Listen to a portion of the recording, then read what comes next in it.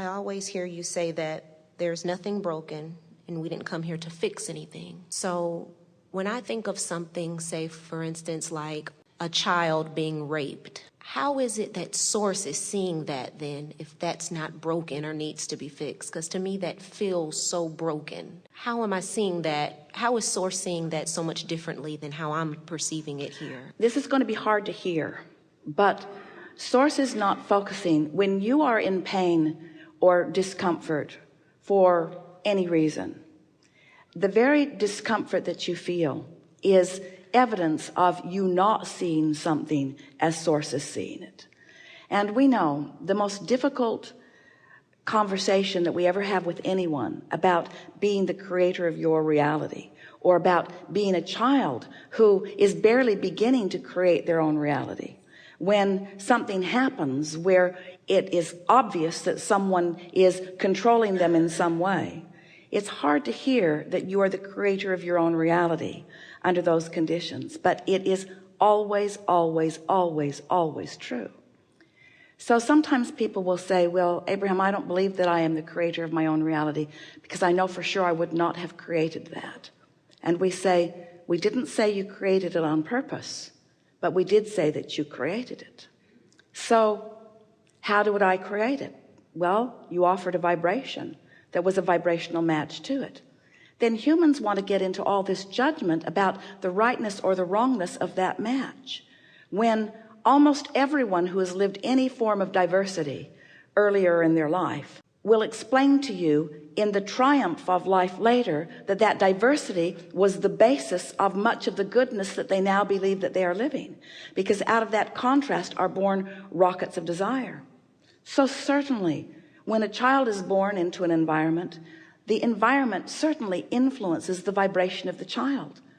And in almost every case, children who are born to human parents are guided away from their own guidance system more than guided toward their own guidance system. In other words, when you think about the way your instincts are as a parent to guard your children, to protect your children, to tell them watch out for that and watch out for that and watch out for that and watch out for that and watch out for that, it's a rare child who is not practicing a vibrational grid that is different from what they want or from what the parent who loves them wants so much.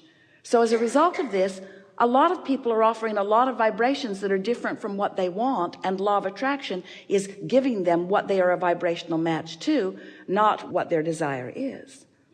But when we say nothing's broken and you can't get it wrong and you never get it done, and the reason that you can't get it wrong is because it is never done, is because in all of that life experience you are launching rockets and hopefully coming into more of the wisdom of understanding how things are coming to you.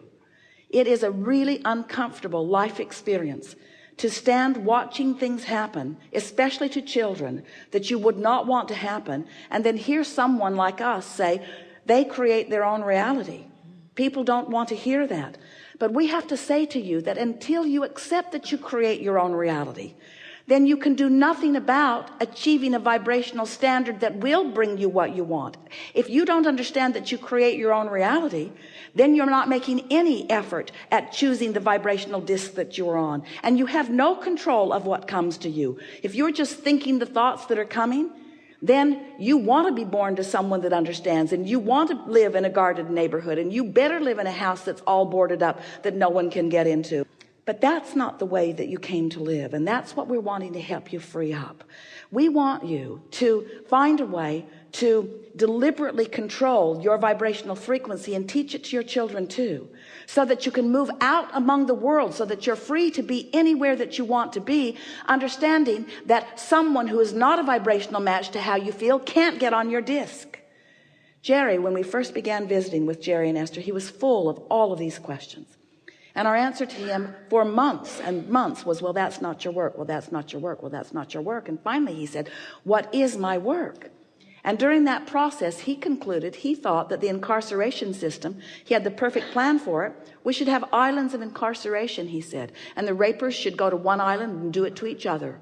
And the murderers should go to another island and do it to each other. And the thieves should go to another island and do it to each other. And we said, you already have those vibrational islands.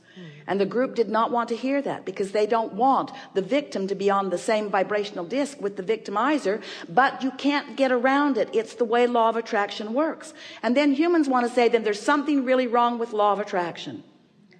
And we say, who would you want to choose for you? And they would usually say something like Jesus or God, someone really good and well-meaning. I would like someone like that to choose for me. And we say, all that you believe that is good is already a vibrational match in perfect alignment to the well-being that is you. That's why well-being continues to prevail.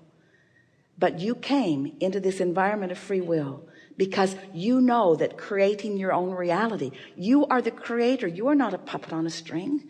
You are the creator of your own reality. You want to know when you're off so that you can figure out when you're on. You want to be hungry so that you can enjoy the deliciousness of a meal.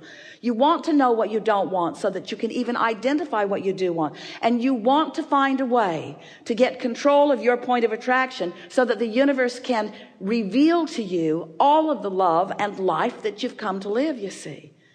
So when we say that nothing is broken, we really mean it. But we will admit we're standing back. We're looking at the big picture. We also mean that even when someone is in the depths of despair, we are not despairing with them. We're offering the truest form of what compassion is. We are knowing who they really are and holding the vibration of who they really are, because it is only in that holding of that vibration that they have any possibility of finding resonance with it. And we know that the true joy of life is discovering that resonance, you see. So sometimes early on in life, you have experiences that make you want, make you crave, make you reach for a resonance that you can't find. But if your desire is strong enough, you will find your way to it in time. That's what all of this is about, you see. You've lived enough life to know what you don't want, and you've established enough patterns of vibration of what you do want, and you've been in enough allowing that the path of least resistance opened for you, and now you are finding this stronger path of understanding how it is that you create your own reality, you see.